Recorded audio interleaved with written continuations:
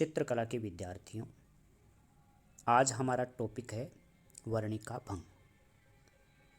भारतीय चित्रकला के जो 6 अंग बताए गए हैं, जिनकी हम पूर्व में चर्चा कर चुके हैं, उन 6 अंगों में से आज अंतिम जो अंग है वर्णिका भंग, उसके बारे में हम अध्ययन एवं चर्चा कर रहे हैं। इससे पहले 5 वीडियो के माध्यम से मैंने आपको भारतीय चित्रकला के जो अंग हैं, रूप भेद, प्रमाण, भाव, लावण्य, सादृश्य, इनके बारे में हम चर्चा कर चुके हैं। आज इसके अंतिम जो अंग है उसके बारे में हम चर्चा कर रहे हैं।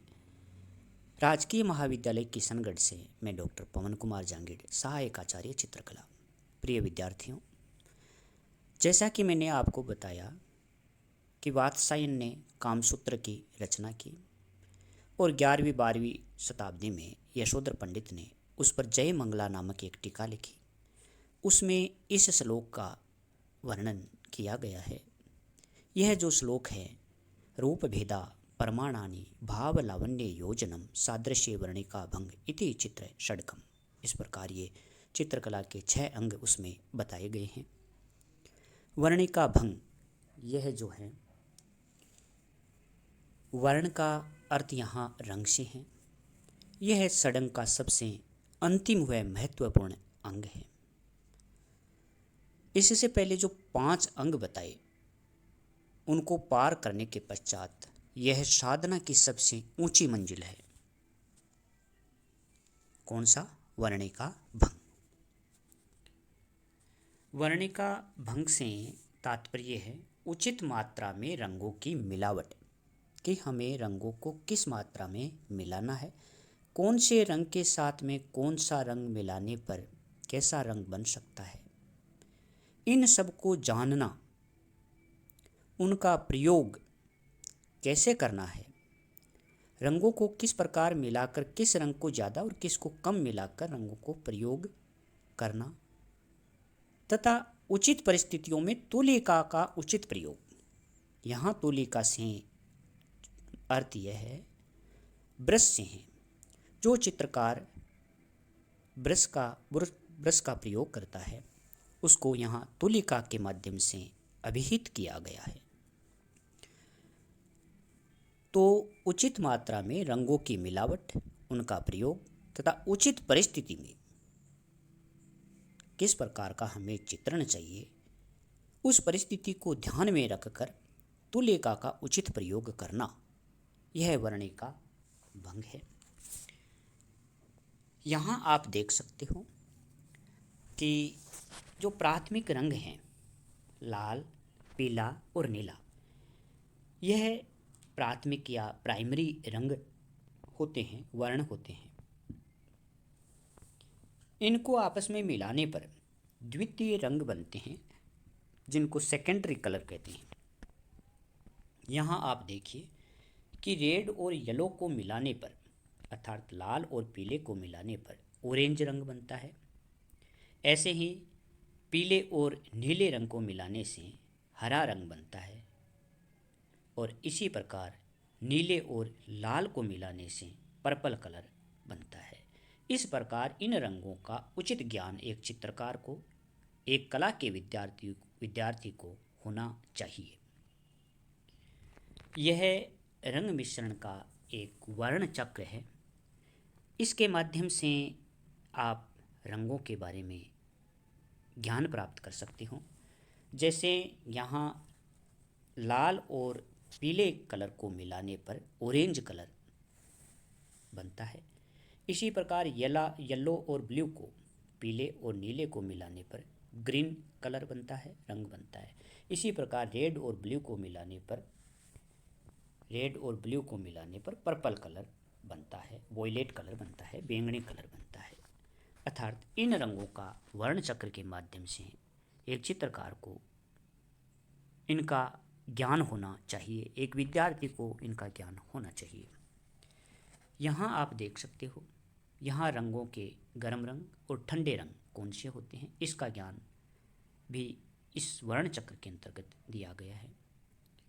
अतः विभिन्न वर्णों की सम्मिलित उपस्थिति को ही वर्णिका भंग कहा जाता है। रूप भेद, प्रमाण, भाव, लावण्य, योजना और सादृश्य का ज्ञान वर्णिका भंग के बिना अधूरा है। अतः वर्ण का, रंग का ज्ञान और तुलिका यानी ब्रश का प्रयोग की साधना के द्वारा ही इसे सिद्ध किया जा सकता है। यदि हमें तुलिका व रंगों का उचित मात्रा में प्रयोग करना नहीं आता है तो हमारा यह ज्ञान व्यर्थ हो जाता है। किस वस्तु में कौन सा रंग भरना चाहिए, किस रंग से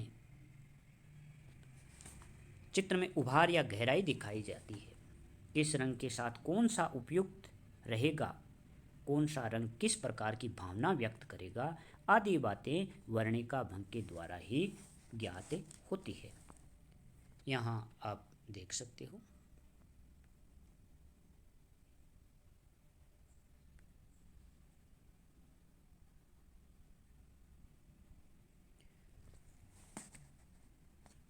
रंगों का सम्मिश्रण कैसे तथा किस मात्रा में हो, इसका पर्याप्त एवं पूर्ण ज्ञान होना चाहिए।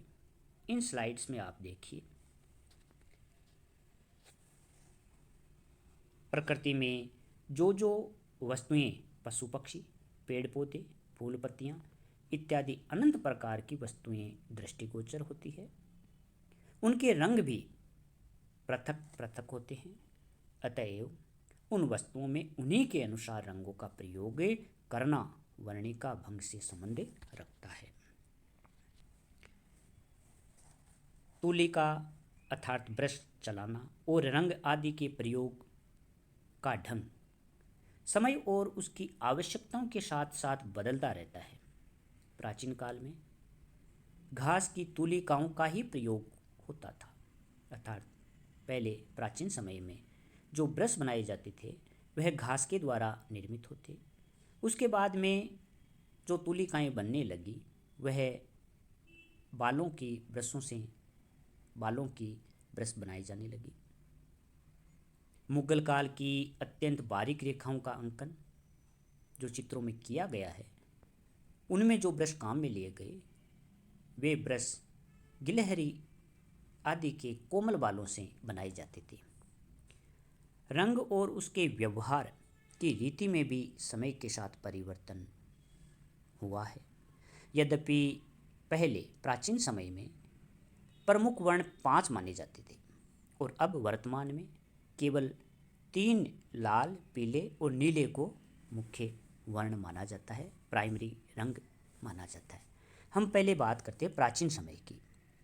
तो प्राचीन समय में 5 वर्ण माने जाते, किंतु उनके सम्मिश्रण से असंख्य उपवर्ण बनाए जा सकते थे। प्राचीन काल में कोयला, गेरू, खड़िया आदि का प्रयोग होता था और आगे चलकर चट्टानों से अनेक रंग प्राप्त होने लगे, जैसे हरा, नीला, लाजवंती, पीला, पेवड़ी।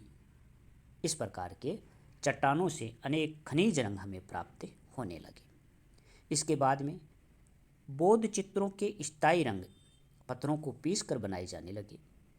आजकल रासायनिक रंगों का प्रयोग होता है, रासायनिक रंग बनने लगे हैं।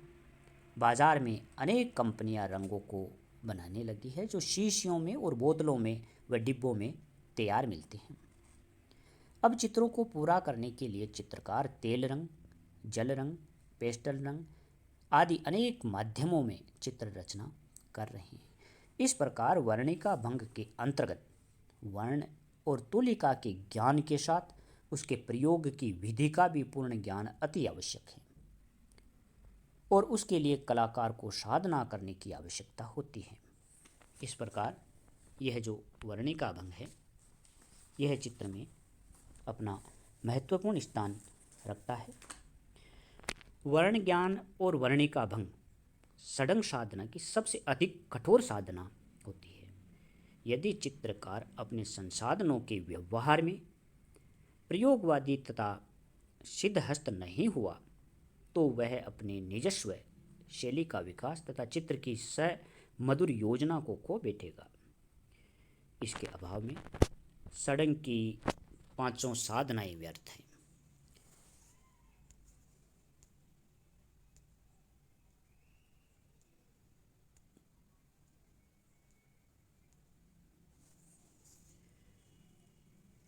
महादेव पार्वती से कहते हैं कि वर्ण ज्ञानम यदा न अस्ति किम तस्ये जप पूजने। वर्ण प्रविधि का ज्ञान चित्र को स्थायी बनाने में सहयोग देता है। वर्ण के प्रभाव के आधार पर चित्र को सौंदर्य प्रधान बनाया जा सकता है। तुलिका अर्थात ब्रश के संयत स्पर्शों से चित्रोपम तत्वों का प्रभाव बढ़ जाता है। जैसे हम बात करें मुगल काल के चित्रों की, तो मुगल काल के चित्रों में परदाज, मेवाड़ की वर्ण प्रखरता, रंगों की प्रखरता, अजंता व जयपुर के भित्ति चित्रों की चित्रभूमि प्रविधि अर्थात टेक्निक, उड़ीसा के ताड़ पत्रों को चित्रण व लेखन योग्य बनाने में कौशल की आवश्यकता प्रधान रही है। इसी से चित्रकार वर्णिका भंग के महत्व को सर्वोपरि समझते रहे हैं।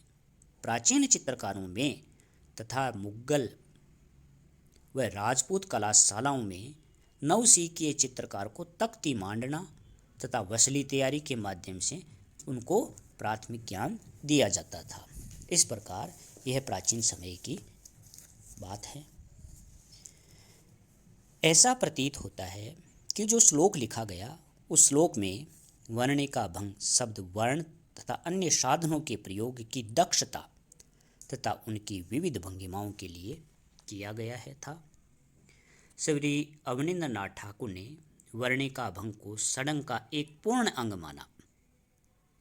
इसमें उन्होंने अनेक वर्णों की तथा उनके सम्मिश्रण से बनी रंगतों की भंगिमा और वर्ण की साधना पर बल दिया है। चित्र की रचना में फलक पर रूप की सृजन की क्रिया द्वारा ही संभव है और उस सृजन की क्रिया में सारा ज्ञान और अनुभव रंग तथा ब्रश आघात की तकनीक का है। सामने रखे श्वेत अछूते और अक्षत फलक के अंतराल में रंग भरी तुलिका से मन के भावों को व्यक्त करने का जो हस्त लाघव है वह वर्णिका भंग है। भाव, सादृश्य, लावण्य, योजना, रूप भेद और प्रमाण, इन सभी को चाक्षुष सत्ता कौन प्रदान करेगा? निश्चित ही वह तो वर्णिका भंग ही है। हाथ द्वारा बिना किसी हिचक के पूर्ण स्वतंत्र होकर संचालित होने के लिए ही तो तुलिका की साधना तपस्या की भांति की जाती है। इसी प्रकार किन किन वर्णों को मिलाकर कौन कौन से उपवर्णों की सृष्टि होती है यह मात्र जानना पर्याप्त नहीं होता, अपितु हाथों को ऐसा स्वयं सिद्ध अनुभव प्राप्त करना होता है, तब ही सही अभिव्यक्ति हो पाती है। केवल रंगों को लगाना मात्र नहीं, रंगों को चलाने की विधि भी विद्यार्थी को, चित्रकार को आनी चाहिए। रंगों के मिलान, उनके बलों का ज्ञान और तुली का संचालन अर्थात ब्रश को चलाने का ज्ञान, सभी में दक्षता का होना ही वर्णिका भंग है। चित्रसूत्र में वर्णों के अनेक नाम तथा उनके मिश्रण से अनेक रंगों को बनाने का विवरण हमें मिलता है। चित्रसूत्र में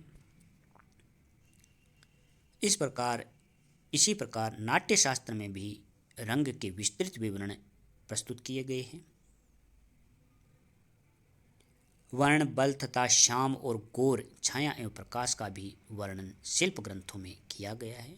रंग पदार्थों के प्राप्ति के साधन तथा रंगों के मनोवैज्ञानिक प्रभावों के रस सिद्ध उल्लेखों से विस्तृत विवरण अनेक ग्रंथों में उपलब्ध होते हैं।